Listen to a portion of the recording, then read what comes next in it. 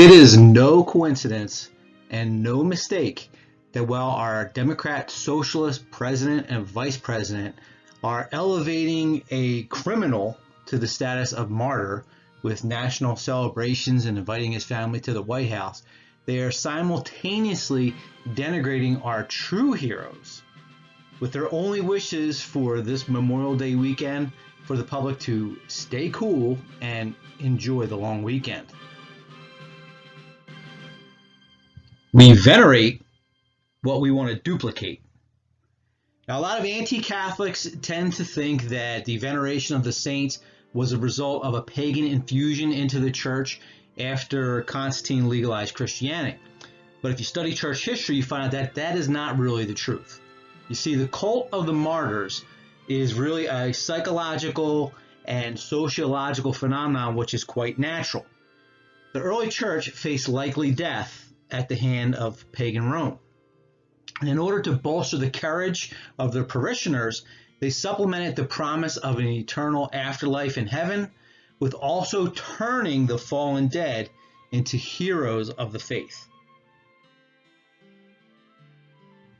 This is quite normal and natural. We're basically hardwired for it. There's a reason that The Avengers is such a big hit today, with their over-the-top stylized version of the same heroic sacrifice theme. Every culture in the entire history of man has always made heroes out of those who sacrificed themselves defending their culture. So what changed? Communism. Whether you want to call it communism, socialism, Marxism, progressivism, or whatever new euphemism the Democrats are going to come up with next week, the problem is communism. You see, they aren't interested in defending society. What they want is to destroy society so they can build their utopia upon the ashes of it. Now, this guy over here who looks like he's straight out of Portland, if you put a different shirt on him, his name is Antonio Gramsci. Now, when the grand Marxist revolution didn't catch on the whole world as Marx predicted, Gramsci theorized that it did not occur because the proletariat had inculcated into themselves the bourgeoisie mentality. So it's basically the culture of the hegemony. Now, I'm going to say that in 2021 American English, so it actually makes sense. Americans hate communism, or at least they hate it when it's called that. So following Gramsci's advice, the Democrat Socialists abandoned the language of class struggle, and they replaced it with our national sin, which is that of race. The Democrats want to destroy constitutional America as it currently is. So they constantly denigrate those who defend the Constitution and who defend America. Loyalty to traditional Christian American values is now being called white supremacy. Now, when conservative blacks say, wait a minute, I believe in God, I believe in the importance of the nuclear family, I teach my children traditional values, I'm proud of being American, and I want to ensure that it endures for my children and for my children's children. They're told that they have just internalized their whiteness. Conservatives depend on the next generation learning real history and the skills of thinking logically, critically assessing information which is presented to them. The left is dependent upon indoctrinating the next generation with lies, making them hate their own roots so that they will be unwilling to defend their country from a foreign invasion, or even worse, to assist in destroying the country itself. Instead of critical thinking, they push critical race theory, which is actually the polar opposite of critical thinking. Critical thinking means looking at things rationally and with some healthy skepticism, whereas critical race theory means unquestioningly seeing everything as racist. Now, since we depend on real history, let's get to it and you will be quite intrigued by the story of the first Memorial Day. Unlike the Democrat Socialist version of everything, which is always focused on division, our Memorial Day has a really beautiful and unifying history. Memorial Day, originally called Decoration Day, was born out of necessity. The American Civil War was the bloodiest military conflict in our entire history. At its completion, we were left with the task of burying and honoring between 600,000 and 800,000 soldiers who had died in the conflict. Now here's the really important part. This past year, we saw the tearing down of numerous monuments, which they started out with Confederate ones, but exactly as we predicted, it quickly morphed into destroying monuments to every hero from the American past, no matter what side they were on, even the liberators. This was done by the socialist left, which is basically the religion of wokeness, which scripture calls the religion of Babylon, the faith of the Antichrist. Their cult is all about making themselves feel superior by condemning and destroying everyone else who is not a part of them. This has always been their mode, and whenever socialists have come to power and gained control of a country, they executed their opposition, which has resulted in the murder of over 100 million citizens. But America is unique among nations in that it was born of Christian values. And the Christian ethos is all about forgiveness and reconciliation. We are instructed to love our enemies. So, guess who's buried in the National Cemetery in Arlington?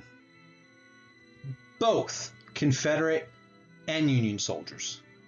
Rather than cancel the Democrat rebels, the Republican North immediately welcomed them back in as our brothers.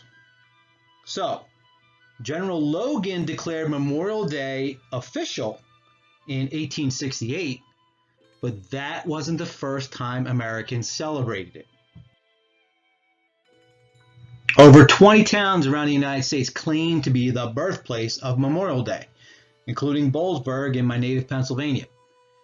Unfortunately, Democrat President Lyndon B. Johnson signed a proclamation in 1966 giving credit to Waterloo, New York, because Waterloo was one of the first towns to close business to honor the war dead, and they did that in 1866. Now, unfortunately, he ignored a far more significant and touching incident which occurred the year prior in Charleston, South Carolina, which was the very state where the Civil War had begun in 1861.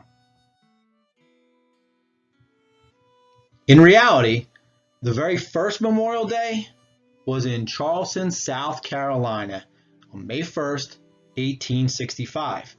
It was held to consecrate the graves of fallen Union prisoners of war who died there. They were called the Martyrs of the Race Course. Now that name is so appropriate today because it takes on a new and different meaning since everything in 2021 is all about race. But the real reason for the name has nothing to do with color. It was because the prison camp was originally built on what was a horse track. More than 260 Union soldiers had died from disease and exposure while being held there, and they were just thrown into a mass grave. In February of 1865, Charleston fell, and the Confederate troops fled that battered and devastated city. But the recently emancipated slaves remained. The war ended in April, and one of the first things that those freed men and women did was to show their gratitude for the liberty which was brought to them by the blood of other troops by giving them a proper Christian burial. They dug up the soldiers and they reinterred them in a new cemetery they created where they all had their individual graves, and they had a nice tall fence, and they inscribed in it the words "Martyrs of the Race Course." Then, according to the New York Tribune and the Charleston Courier, both published in 1865, a crowd of 10,000 people, which was made up mostly of recently freed slaves and white missionaries, held a parade around the track. 3,000 black children carried bouquets of flowers, and they all sang John Brown's Body. Members of the famed 54th Massachusetts, that was the black regiment that was in the movie Glory, they were in attendance, as well as several black ministers, and they recited verses from Scripture. This was like a holy celebration. Now, what a beautiful story. But almost none of us have ever heard of it before. Why not? Because again, it follows the conservative worldview that people are defined as good and bad by their actions, not by their color, as is done by the left today. And even worse, instead of portraying white men in uniform as oppressors, this shows them as liberators. And instead of inspiring bitterness, division, and resentment, which the socialists require to foment discontentment and revolution, this story inspires the Christian virtue of gratitude. But our story doesn't end there. Our joint American story is not just about the unification of blacks and whites, but forgiveness and the reunification of the North and the South. So a year later, in April 1867, a Women's Memorial Association in Columbus, Mississippi, let go of all the bitterness they may have had from years of a bloody, brutal struggle. And instead, they tended to the graves of both the Union and Confederate soldiers, treating them all as equals, as all brothers under God. Their selflessness inspired Francis Miles Finch's poem, The Blue and the Gray, which was published in the Atlantic Monthly the following year and has been read at memorial commemorations to this day. By the flow of the inland river, whence the fleets of iron have fled, where the blades of grave grass quiver, asleep are the ranks of the dead. Under the sod and the dew, waiting the judgment day, under the one the blue, under the other the gray. These in the robbings of glory, those in the gloom of defeat, all with the battle blood gory, in the dusk of eternity meet, under the sod and the dew, waiting the judgment day, under the laurel, the blue, under the willow, the gray. From the silence of sorrowful hours, the desolate mourners go, loving laden with flowers, alike for the friend and the foe, under the sod and the dew, waiting the judgment day, under the roses, the blue, under the lilies, the gray. So with an equal splendor, the morning sun rays fall, with a touch impartially tender, on the blossoms blooming for all, under the sod and the dew, waiting till judgment day, broidered with gold, the blue, mellowed with gold, the gray. So when the summer calleth on forest and field of grain, with an equal murmur falleth the cooling drip of the rain, under the sod and the dew, waiting the judgment day, wet with rain, the blue, wet with rain, the gray. Sadly, but not upbraiding, the generous deed was done. In the storm of the years that are fading, no braver battle was won. Under the sod and the dew, waiting the judgment day, under the blossoms, the blue, under the garlands, the gray. No more shall the war cry sever, or the winding rivers be red. They banish our anger forever, when they laurel the graves of our dead. Under the sod and the dew, waiting the judgment day, love and tears for the blue, tears and love for the gray.